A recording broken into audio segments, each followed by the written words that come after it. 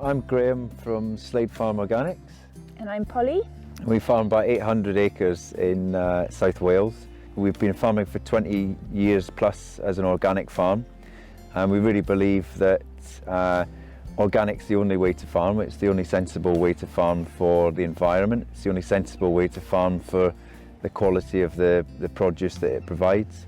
And we also think that if we're looking after the farm and we're looking after the environment, then when we leave, this farm will be in a place that someone else can come in and continue that sort of legacy into the future.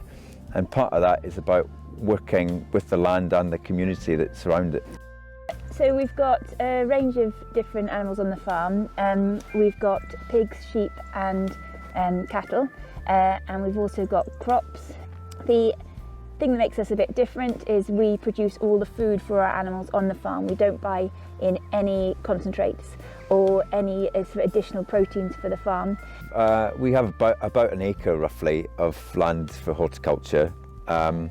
It produces about 60 bags of veg a week for a sort of roughly a 30-week season from June to Christmas. It is really well supported by the local community. We kind of decided not to deliver veg, so every week we have 50 plus families coming up to the farm to collect their veg, which makes it a very community focused piece of work. And we get a lot from the community, and I think they get a lot from having the connection with the farm. Of the bags that we produce, the way that we've set the veg scheme up is that people can pay on a scale in terms of what they can afford, and if we hit our target in terms of what the price of the bag should be in terms of sort of break even plus a little bit of profitability, then anything that people pay beyond the target in terms of the scale goes to pay for bags for a local charity that we support. And they, over the course of the season, they've had 10 bags every week to distribute amongst people that might not be able to access the veg. We've teamed up with some great people in Barry who've are running some of the primary schools there. We've got a little farm shop, and we've got a meat box scheme.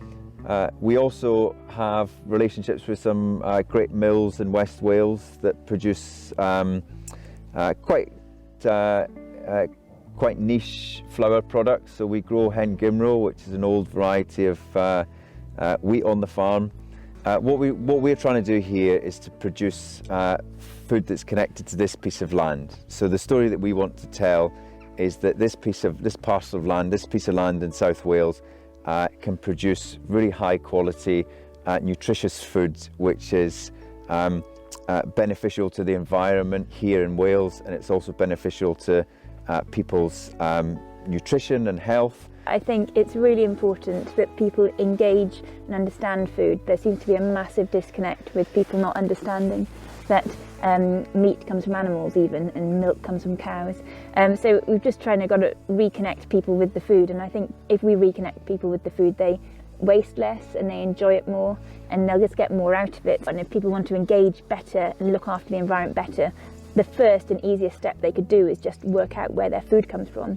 Part of the rationale on this farm is that we do produce the food here for the animals, and that makes us sustainable. It means that this piece of land is feeding this piece of land, and it's producing. And if that continues for this generation and the next generation and the next generation, then what we've got is sustainability. So we've got a load of 9-year-olds coming to the farm, over 5-6 different visits over the course of the year.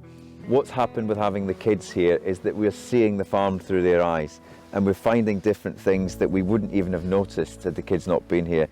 Nature on farmland has decreased, especially with the bugs, enormously since we've become slightly more intensive. Since we've managed to produce more yields, our nature has crashed, and unless we take ownership of that and really try to farm in a different way, that's the only way to get nature to recover. As well as the patchwork of different fields, we've also got grasslands and meadows, and this mixture of different farming types increases diversity, which increases the small bugs, which increases the small birds, which increases the big birds. So just the whole mix is a lot larger on a farm like ours, which is organic and it's mixed. Fundamentally, at the moment, it doesn't pay to be a nature-friendly farmer, which is really sad.